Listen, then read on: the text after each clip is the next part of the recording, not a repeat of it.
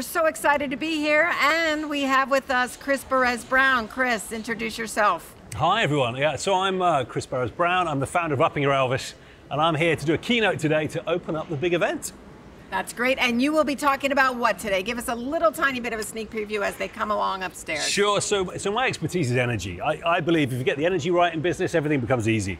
And what I'm doing today is how you get the energy right to get more ideas, to turn them into more reality. So that's the focus. Well, I've had the pleasure of seeing Chris speak, so you all are in for a big treat. And I want to talk a little bit about your inner genius. Tell us a little bit. We have so many creatives at our print shops, at our partner shops, brand owners, marketers here. What is it that they need to know about letting out their inner genius? Why is it important? Yeah, so well, it's really important because every day is changing so fast. Unless we are adapting with that and we're being creative about everything we do, we're going to be left behind. So we can't do what we've always done and expect to win. We have to be able to answer the question of what's needed here, which means we need to be very aware of ourselves, the world in which we live, and then be flexible in the way we show up. So we need to be able to have ideas in the moment. And it's not just about ideas that are all to do with, branding and all the big stuff all the time. It's how you run meetings, how you recruit people, how you show up and create more energy in the work you do.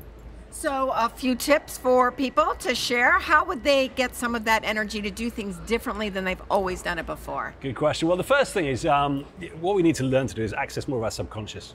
So our conscious brain is only about 5% of our processing. If we're really going to tap into our genius, we have to access our subconscious, which means relaxing, having more fun, getting to a place where actually we can feel confident about self-expressing, kicking ideas around, and not just using that logic and analysis. So that would be number one. Then for me, one thing I'm going to talk about a lot today, which is actually a focus of this work, this whole event, is how do you turn ideas into reality really quickly? And I like doing that in a very fast, simple, cheap way, because you learn from it, it creates more energy in the work you do. So those are a couple of top tips. So instead of all this iterative process, you're going to be idea to reality quickly. You're going to tell us a little bit about that. Super fast. Get your hands dirty and learn from it. That's fantastic. Yeah. So I know one of your new books is Wake Up. Yeah.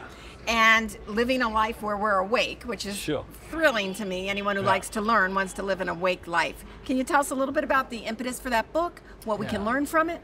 Yeah, of course. So I work with all sorts of different boards and CEOs around the world.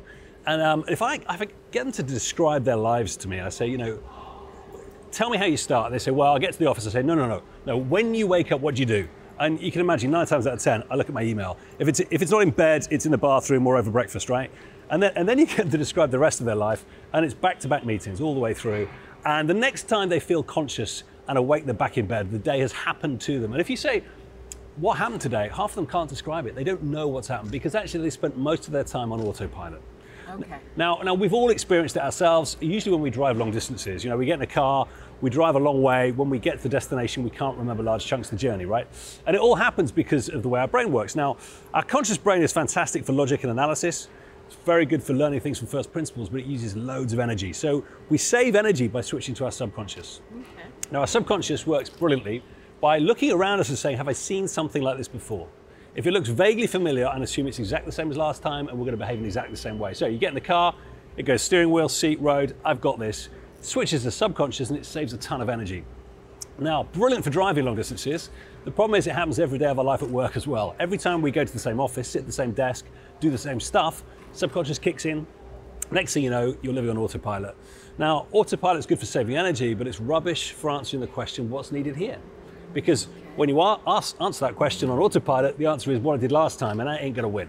So you've got to get off autopilot. And I know you can't get off it all the time because you'd be exhausted, but if you just do it 3 times a day, it's enough for you to make sure at least you're going in the right direction.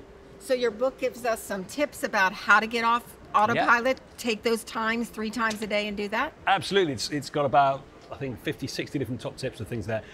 I mean, the big message is break habits, right? Mm-hmm. If you do new and different things, then you can't kick into autopilot because you have to be conscious. So, if you have regular meetings, hold them at different times, different people, different places. If you take the same route to work, mix it up, do things that make your brain go, hold on, I don't recognize this. And then at least you'll be conscious then. I love that. I think living an awake life is something we can all aspire to. And I know I talk to our partners when they're helping their creatives and brand marketers design things, they're engaged in something new all the time. So I think that'll work for them. I hope so. Now, one of the things you wrote about is loving your work, loving your life, right? How many people are doing that these days? Not enough, that's for sure, not enough. No, I think it's a real challenge for a lot of people. I mean, a third of our days on this planet are work days. If we're not loving what we do, that's a terrible waste of life. And I think it's a big challenge for all of us, you know, because we get stuck in ruts, we start doing the same stuff day in, day out.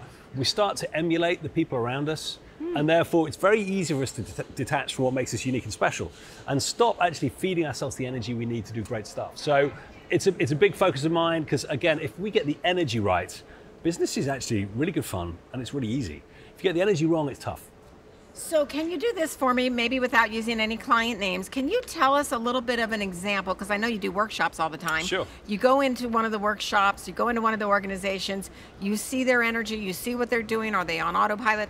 How have you made a difference in one of your clients? Can you tell us a little bit about Yeah, I remember this? Sure, I can give you a couple of examples. So, so I work with all sorts of huge clients around the world.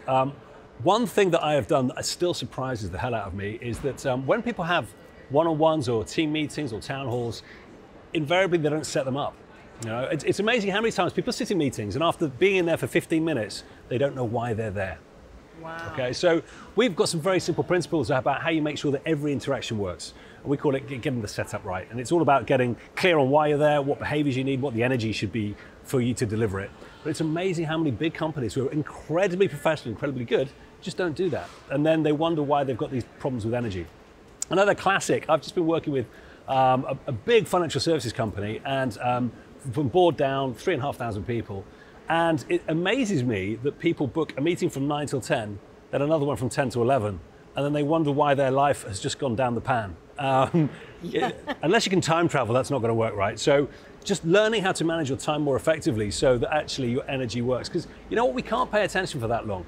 You know, the latest research suggests we're probably productive for 90 to 120 minutes a day, okay? Wow. And yet we stack our diaries back to back to back to back and expect to do great work, and it just doesn't work that way.